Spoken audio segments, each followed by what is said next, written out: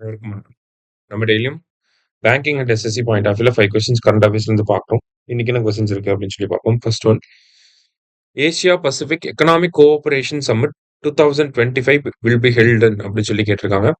So Asia Pacific Economic Cooperation Summit இந்த வருஷம் எங்க நடக்க போகுது அப்படின்னா சவுத் கொரியால நடக்க போகுது. சரியா?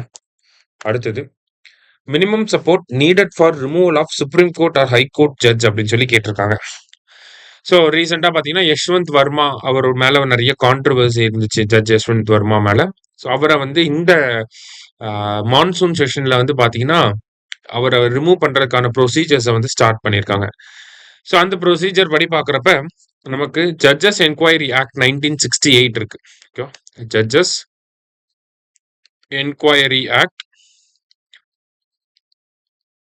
1968 படி அவரை வந்து ரிமூவ் பண்ணலாம். சரியா? ஸோ அதுக்கு அந்த ரெசல்யூஷன் வந்து லோக்சபா அரல்ஸ் ராஜ்யசபால கொண்டு வரணும். ஸோ லோக்சபா அப்படின்னா 100 எம்பிஸோட சப்போர்ட் தேவைப்படும், ராஜ்யசபா அப்படின்னா 50 எம்பிஸோட சப்போர்ட் தேவைப்படும். சரியா? ஸோ அதுக்கப்புறமா ஸ்பீக்கர் வந்து அதை ஒரு கமிட்டிக்கு அனுப்புவார். அந்த கமிட்டியில் சீஃப் ஜஸ்டிஸ் ஆஃப் இந்தியா இருப்பாங்க, ஏதாவது ஒரு ஹைகோர்ட்டோட சீஃப் ஜஸ்டிஸ் இருப்பாங்க, அப்புறமா ஒரு எமினன்ட் ஜூரிஸ்ட் வந்து இருப்பாங்க.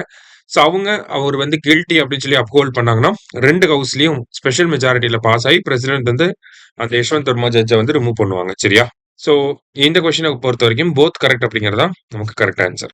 அடுத்தது, which of the following app was launched to collect audio visual evidence, upload photographs of crime scenes அப்படின்னு சொல்லி கேட்டிருக்காங்க.